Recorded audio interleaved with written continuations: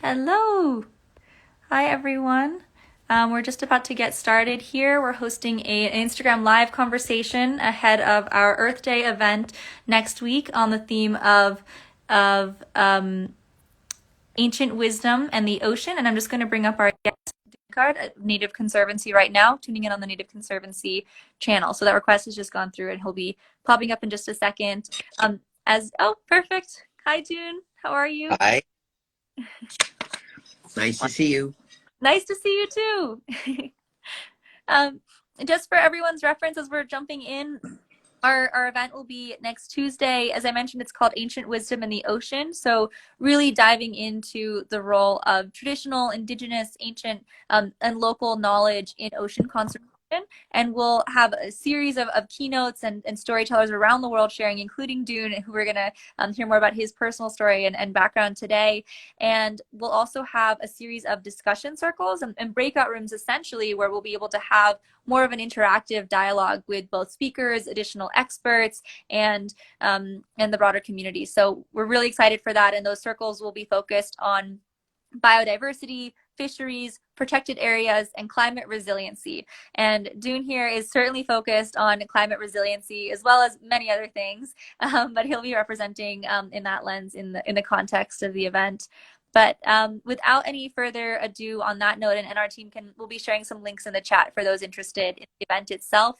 We have Dune Lankard with us, who is an Eyak Athabaskan Native of the Eagle Clan. I'd love to pass the mic over to you just to introduce yourself and share more about who you are. Sure. Thank you.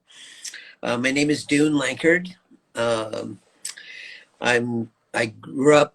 My education is from the Copper River Delta and Prince William Sound. My Eyak people originally migrated out of the interior of Alaska, coming down to the coast in the Gulf of Alaska about 3,500 years ago. And as the glaciers were receding, a thin green strip of habitat was being formed that we survived on over the last 3,500 years. And it wasn't enough so we could blossom and grow to a big tribe. So we never numbered over 1,000 in the history of time. And so we've always lived along the coast, living off the salmon and seaweeds and ocean way of life. Amazing. And speaking about that coastal ocean way of life, what is the significance of the ocean to you, or what role has the ocean played in your life? Well, I started fishing when I was 5, and I remember when school would get out in May, we'd go out on the ocean, and we wouldn't come back until school began in the fall. So by the end of August, early September, we'd come back from sea. And I remember when seeing the first sailboat come into Prince William Sound in modern times and seeing the first kayak, I realized then that we had been discovered. And to me, that was the beginning of the end. My father was funny. Whenever one other boat would enter the bay that we were fishing in, he would say, "It's too crowded, we're leaving." And, and all the 7 little Indians were all excited to see another human. And we would cruise out of the bay and go look for somewhere else to fish. But I've spent my entire life subsistence in commercial fishing. And that ocean way of life was comparable to none. And so when I think about how well the ocean treated me and my family and my friends and my Eyak people for thousands of years, now that the ocean is going through these times of climate change and ocean acidification and ocean warming and ocean rise, I felt that it was now my time to give up fishing and give back to the ocean. Wow. Thank you for that. And yeah, it's so funny to think that just one other boat could be crowded. When I know Organic Global is based in New York City, so we definitely are familiar with the crowds. Although after this year of COVID, we've all just been so spread out. I think we've been appreciating that slower pace and more space around us and just coming back into tune with those rhythms. So can definitely appreciate and respect that. So actually, this is a perfect cue. And you mentioned you had previously been a fisher and have since reoriented your relationship with the ocean, or since changed the way that you've been acting to be an advocate and to be an advocate for those fisheries, for the ocean holistically. Could you speak just a little bit to the moment that that changed for you, or part of how that journey progressed?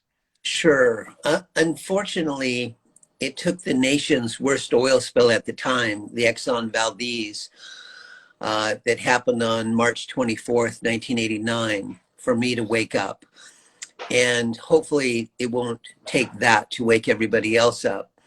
But to me, that was the day that the ocean died, but something inside of me came to life. And I realized that I had to rise up and be heard. And I was fortunate, because when I was 10 years old, my mother told me I was the one.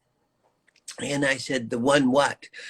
And she said, you're the one who's going to save our people and our culture and our language and our salmon and our habitat. And I said, I'm 10, Mama. She said, well, you're the one. I said, what about Debbie, Linda, Dawn, Pam, Bruce, and Joe? And she said, no, you're the most stubborn and you have the most willpower. And so I'm going to groom you to become this leader. And I said, so you've cursed me? And she said, no, I gifted you. And I said, you've cursed me. I said, who's going to tell the other six? Not me.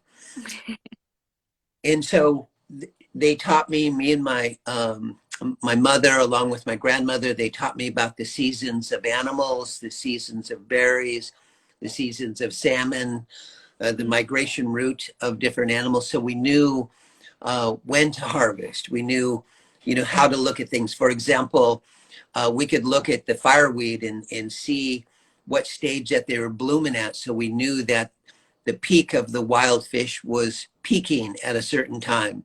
And now that we have hatchery fish and they're computer fish and they're mutants, that no longer works. When you look at those flowers, you don't see any connection to the fish anymore because they're all computerized. They return on a certain day. And so they're not as wild as they once were. Wow. Yeah. Wow. And actually, on that note, too, of taking on that responsibility, whether it's a gift or a curse, a gift for the world, certainly.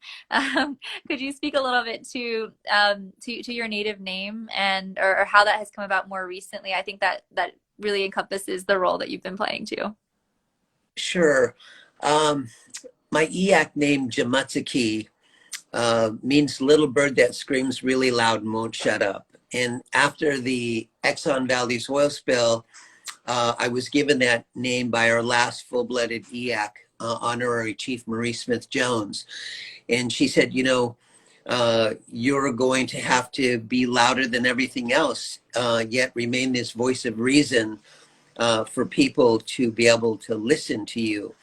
And I remember there was talk about, after the oil spill, of clear cutting that was going to commence.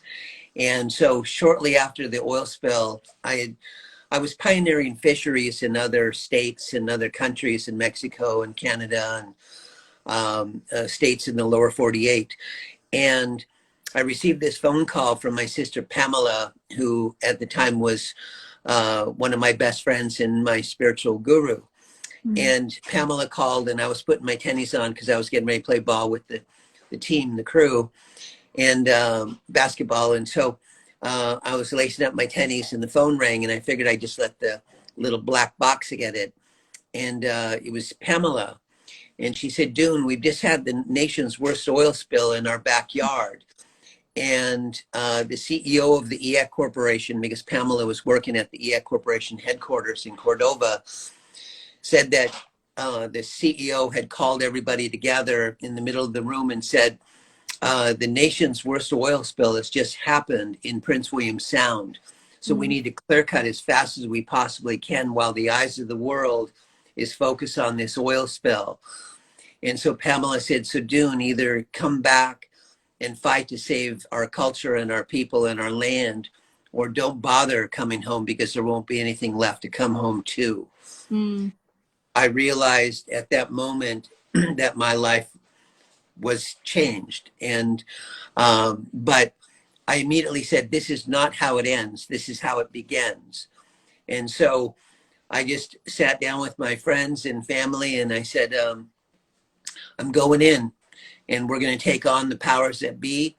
And we're going to get a hold of that mic and we're going to tell them what's really going on out in the Prince William Sound.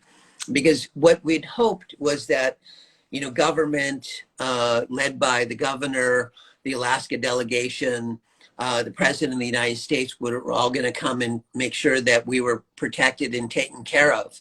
And that never happened. No one came. Mm. Exxon came and said, we're Exxon. We do it right. We're going to make you whole again. Well, they put a big hole in all of our hearts.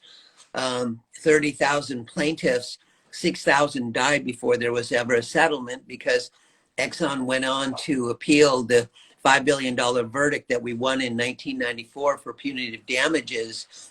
And they appealed to the Supreme Court, where they took the case to see that there was only a 2-to-1 payout on compensatory damages. So instead of receiving $5 billion, we only got $500 million, which was the equivalent of one good day of fishing in the spill zone. Wow. Yeah. And just I think just to follow that thread through a little bit at a high level, and just for those that are just tuning in now, Dune will be one of our speakers at an event next Tuesday, and we'll dive a bit deeper into all of these topics. But really a powerful and critical and seemingly overwhelming moment to dive into this battle and to this fight, as you mentioned, you took on with arms open. And but the world is so grateful that you did because of the success that you've had. As you mentioned, that bird that keeps chirping and won't stop because that persistence, that drumbeat has continued. Yeah, as you've been leading and spearheading these efforts to keep that focus and to prevent any future potential calamities and to support with the restoration of of the holes that had been created through that spill. Do you want to speak to any of that and just how some of the work is continuing on? Sure. You know, I remember when the trees started falling. Um, Again, my sister Pamela, I was working on my boat this one day and I was changing the oil. And so I was down in the engine room and I heard these people running down the dock and they were shaking, you know, the whole boat and everything. They jumped onto the vessel and said, Dune, are you aboard? And I said, I am. And I said, be careful, you're rocking the boat and I'm changing the oil here. And they said, well, we just have to tell you that your sister Pamela and her daughter Jen, who was, I believe, 1.5 or 2 years old, had Mm. just blocked the logging road for 4 hours on their own with their Subaru. And Wow. had gone out there and they stopped these 30 log trucks from being able to offload their logs that they had just taken down in the forest that day. And Pamela stopped them for 4 hours herself with her daughter Jen. Oh my gosh. Don't Wow. you understand what this means? And everyone said, well, no, what does it mean? I said, this means that I have to do something. I have to show up. I have to, you know, rise up now as a social change artist, as a social change activist. Mm. And, and we have to, you know, figure out how to start a cultural defense fund and save our rainforest from being clear cut. And so over the course of the next 10 to 12 years, I started a dozen nonprofits to take on the powers that be. And Yeah. we started winning battle after battle of all the environmental changes that were about to happen. We stopped over 1 million acres from being clear cut. We won 35 out of 37 major environmental battles. Mm. We filed close to 50 lawsuits, won 90% of those. We just, I had to live up to my Eyak name and be louder than everything else in order for people to hear what was happening in our region and that it wasn't okay. And so now with the Native Conservancy, we're focusing on solutions and figuring out how we can protect the oceans and create regenerative economies based on resiliency for the future. Yeah. And you mentioned, co-founding and founding all of these different organizations. Could you speak a little bit more about the origins of Native Conservancy and what that's composed of? Sure. I had a dear friend call me one day and she said, we had just spent $25 million to save 5 acres in downtown Jackson Hole, Wyoming. Mm. And how much habitat could you save for 25 million? And I said, well, probably on a bad day, I could save 50,000 acres. On a good day, I could save 100,000 acres. And I'm sending you $5,000 to start the Native Conservancy. So Wow. we started in 2003. And basically what we wanted to do was to have a vehicle or some sort of a venue or platform to become a land trust, the first native-owned, native-led land trust in America, to change the way that the public interest valuation process was not only viewed, but skewed, Mm. because it focused on economic development valuations, not on intrinsic values or cultural values or wild salmon values or clean air values, clean water. And even though a lot of people believe that intrinsic values are priceless, I felt that the public interest value had a price tag on it, and Mm. that it included indigenous peoples and our commercial fishing way of life, as well as a subsistence way of life that many tribes haven't had in hundreds of years. We still can live from the land and the sea. And so I felt that, we needed to have some sort of an organization that could focus on solutions and regenerative economies so we can all figure out how we can change our relationship with our food sources and start value adding and processing and taking care of ways to not only grow food from the land, but from the sea. Yeah, wow, incredible. I also do love the coalition building aspect of the Native Conservancy too, and just in the approach that you've been taking there, and the vision that's been ongoing, and it's inspiring that that was started in 2003 and is still continuing so strongly. And I know there's so much that I really encourage all to tune into the event next week to hear more about what Dune is up to today and how that's continuing as well. The title of his talk is Kelp and Cold, just to give a little teaser. But you can tell already from what he's shared that he is an incredible and powerful advocate for communities, for people, for the ocean, for our collective planet as well.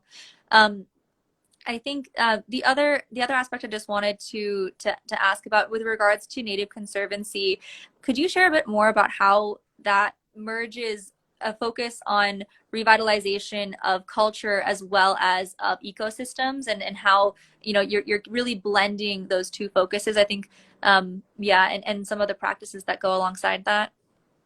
Yes. I grew up hearing the term traditional ecological knowledge, and I didn't really understand what that meant. And to me, it was always about indigenous knowledge. And, when grandma taught me about the seasons of animals, or, when I started preserving and helping save our language, in that language, it tells you who you are and the way that you think and the way that you believed. And by understanding that, you then know who you are and where you came from and how you're going to get to where you need to go. And so I realized that, we needed to do three things with the Native Conservancy. We had to figure out how we were going to continue restoring as much habitat as we could, but also how to preserve our subsistence and way of life, as well as start growing food on the land and the sea. The other was, to address food sovereignty and food security. how are we going to feed our people? How are we going to feed our elders? How are we going to start growing kelp and mariculture farms in the ocean to help indigenous peoples? Then the cultural revitalization, excuse me, aspect was, I wanted to do cultural GIS mapping so we could take those traditional place names that Frederica de Lagoon wrote about in 1933, the Eyak Indians of the Copper River Delta, and what Dr. Michael Krauss had wrote in the 4,500 page Eyak English dictionary in the book that he called In Honor of Eyak, was how do we take those place names and bring them back to life? And that's how you can not only preserve the land, but receive recognition, and then also hopefully one day have a land claims. So the cultural and language revitalization is extremely important. And especially when, we're trying to get a new kelp industry off the ground.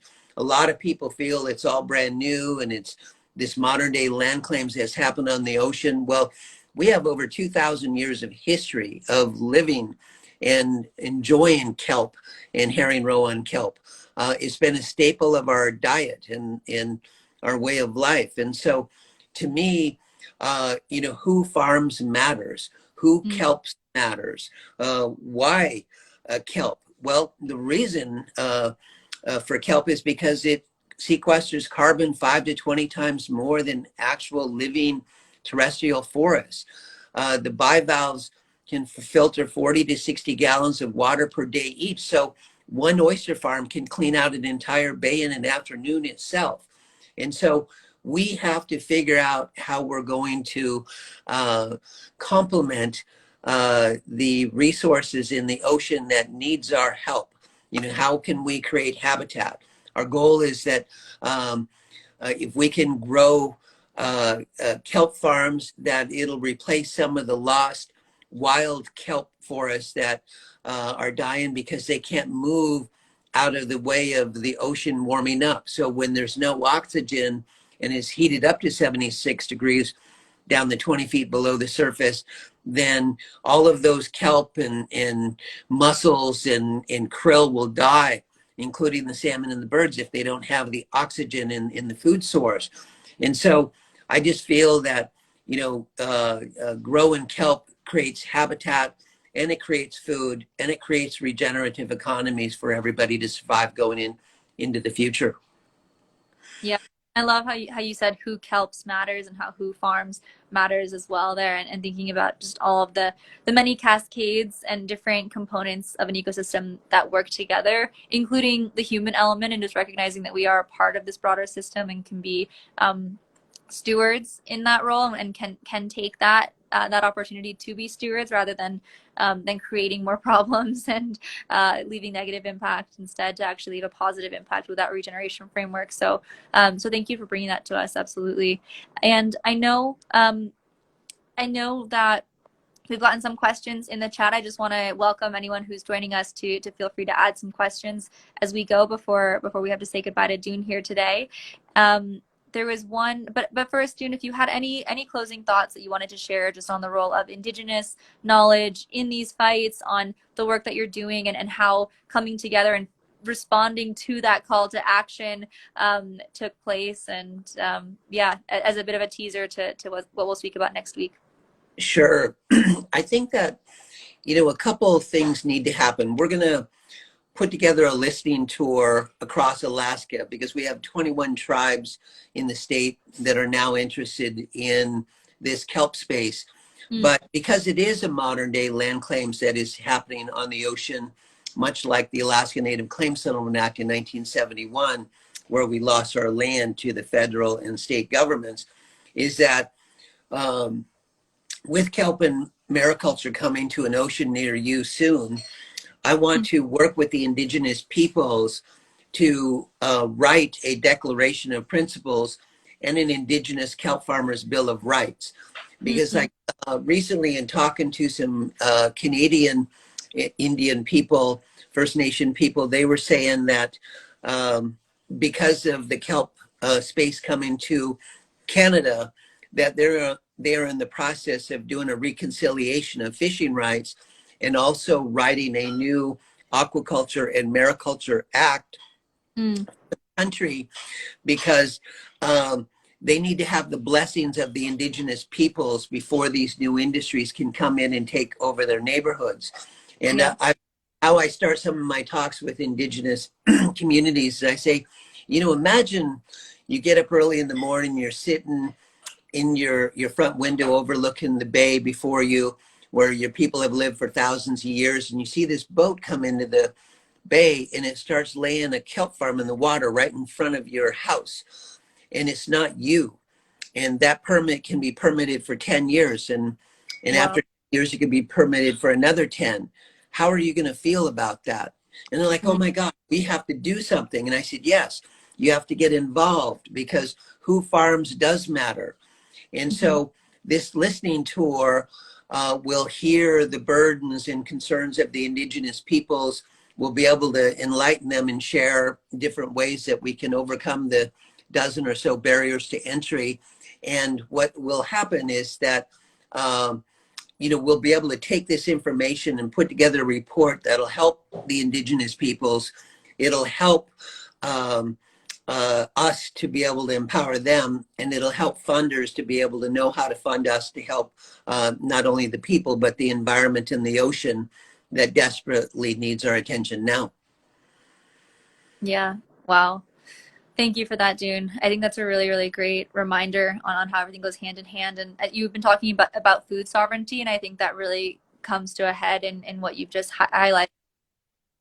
Allow communities themselves and to give tools to communities themselves to be the ones who feel empowered to take action and step up and to fill those roles and to see the benefits of these new ways of being and acting, and rather than having that be yet another extractive model of others coming in. And so absolutely very important to get ahead of, as this is just kind of new, starting to roll out this concept of regenerative ocean farming, and certainly the moment to make sure that as that rolls out, it takes place and happens on the right foot from the outset. So incredible work that you're doing there.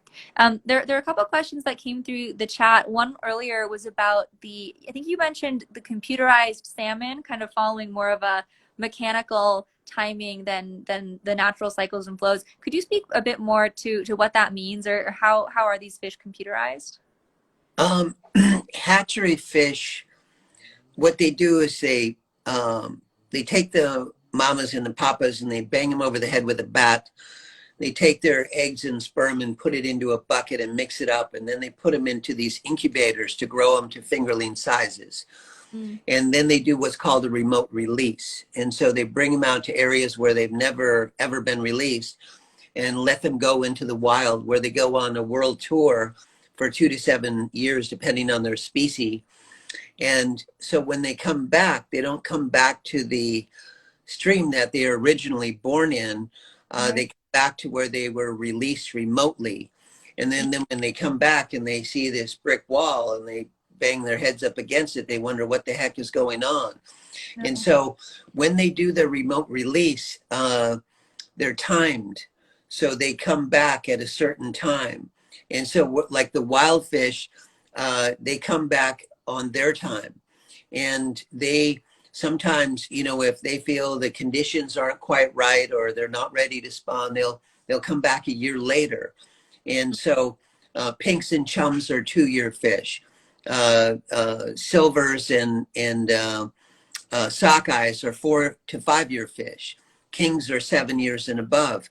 And so they all have their cycle, and that has been disrupted because the hatchery fish, uh, you know, the DNA is being taken out of them. And so they lose that natural, you know, spawn and die mode where they come back and they spawn and then they die, because that's not the case. And so for me, I call them computer fish. You know, they're designed differently, and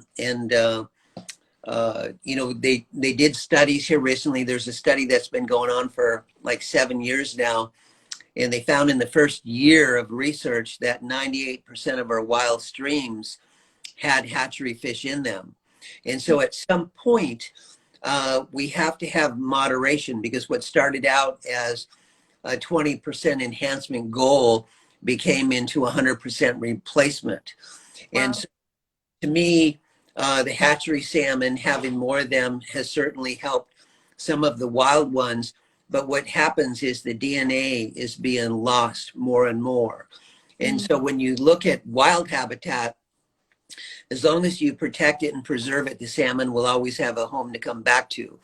And so even if the area's been destroyed for 100 years, if you restore the habitat, the salmon will be back in 3 to 5 years. And so it's just a matter of being respectful and taking care of their home too. Yeah, absolutely. To make sure they have somewhere to come back and can come back naturally. Yeah, that does sound like that's gotten completely out of hand. Absolutely. Thank you for that explanation. And yeah, those who are just joining, if you have any questions, please feel free to drop them in the chat. But yeah, this has been a really wonderful, wonderful conversation, Dune. I'll just mention it again for those that are joining. We're actually having an event next Tuesday where Dune is one of our keynote speakers, and he'll be sharing more about his work. His talk is titled Kelp and Coal, and so we'll be diving a little bit more deeply into some of his inspirational moments, some of the successes and the wins that are ongoing, and especially about the ongoing and current work on kelp and regenerative farming that's taking place in Alaska. And actually, before our call, Dune mentioned that he's heading back there soon, and they'll be starting their harvesting for this season, which is really exciting. So yeah, so thanks Yeah, all. it's always nice to be able to get back home. I've been traveling, meeting with donors and investors and different people who are dear to me, and I see that things are changing quickly out here in America, and I'm worried. You know, the temperatures, the fires, just more people camping on the streets and people needing access to food and economy, and we're definitely in the beginning of a storm that's going to last a long, long time for our planet. Mm. And so each of us need to, figure out how we're going to dig down deep inside of ourselves and let this creativity flow from us to become these social change artists that we're all capable of being. And, as I mentioned, unfortunately, it took the nation's worst oil spill to wake me up, but I'm awake now. I get Mm. it. And then once you're awake, you have responsibility, and you just have to find the courage to speak up against the powers that be and say, no, this is not the way it's going to end. This is the way that it's going to begin for us. And this is what we're going to do. And so that collaboration and partnership and sharing our worlds and our realities is really critical. And it's just like learning your language. We need to learn a new language, and it comes from the land and comes from the sea. That ancient wisdom has always been there. We just have to bring it to this surface and share it, and we'll be okay. Mm. Yes. Thank you, June. That is so inspiring and a great reminder that we can all be, I love the term you use, social change artists, that we all have our own superpowers or talents or skills that we can offer to this, wherever we're from or whatever industry we're in, to get engaged and to respond to that call and to wake up and to own that responsibility. So Yeah. And the other thing too, I just wanted to mention is as serious as things are going to get, and they seem to be with the civil unrest and the pandemic and climate change happening to us daily, is that we have to remember to have fun. We got to get out in the wild. I remember a dear friend of mine told me when she was leaving Cordova years ago, she said, I'm going to go spend the rest of my time enjoying what you're spending all of your time saving. And I mm, realized that I need to spend 50% of my time out in the wild as I spend the other 50% of my time saving it. yeah. And so it's a matter of perspective. And so we just have to stay healthy, stay calm, stay focused, have fun. and be resilient, because and sometimes that means that we have to be more radical in our thinking and taking action. And I think about all the work that I've done over this last 32 years since the Exxon Valdez oil spill.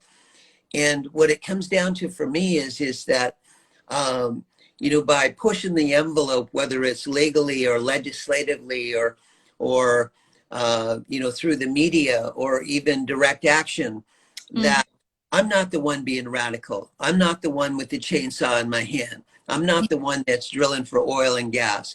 I'm not taking the mountains down and doing mountaintop removal. We don't have to destroy everything in order to survive.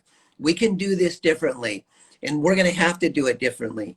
So we're going to have to groom new leaders. We're going to have to, spend more time on the water. We're going to have to spend more time inside of our hearts and not in our minds. mm, And I truly believe that that wisdom is in all of us. And what it really comes down to, it's a matter of survival right now. If we want to have any chance of thriving into the future, then we need to think about the basics of how we're going to feed ourselves, how we're going to feed our people, how we're going to create regenerative economies that help the land and help the ocean every single day. Because if it's not regenerative, don't do it. mm. Yes, absolutely. We have a choice, and it's honestly, as you mentioned too, less radical than thinking through all of the insane extractive modes of an economies that do exist, just being in balance and harmony and taking what we need and leaving enough for future generations as well. So yeah, absolutely. Thank you for that, Dune. Thank you so much. Thank you, everyone who's tuned in. And if you're like me, I can't wait to hear more about what Dune will share with us next Tuesday. So please do check that out on the Oceanic Global page. I think we have the link for the event, so you can find out more about our Earth Day event, Ancient Wisdom in the Ocean. Thank you again, Dune, for all of your work and what you're doing and bringing to the world. Absolutely. I feel blessed every day. And I know that the Eyaks from the old days, waking up in the Copper River Delta every day, they too must have been blissed out and feeling blessed. So I Mm, think that we just need to figure out how to preserve our homelands to the best of our abilities and share our knowledge and collaborate and partner wherever we can and work as hard and as fast as we can, because everything we do now really makes a difference in where we're going to be in another 10 years from now. And so when I think about my daughter Ananda and what I'm going to leave her, uh, that inspires me to do more every single day. So I'm absolutely honored to join you, and I say hi to everybody out there, and I look forward to talking to you more soon. So thank you. fantastic. Thank you. Take care, everyone. Bye.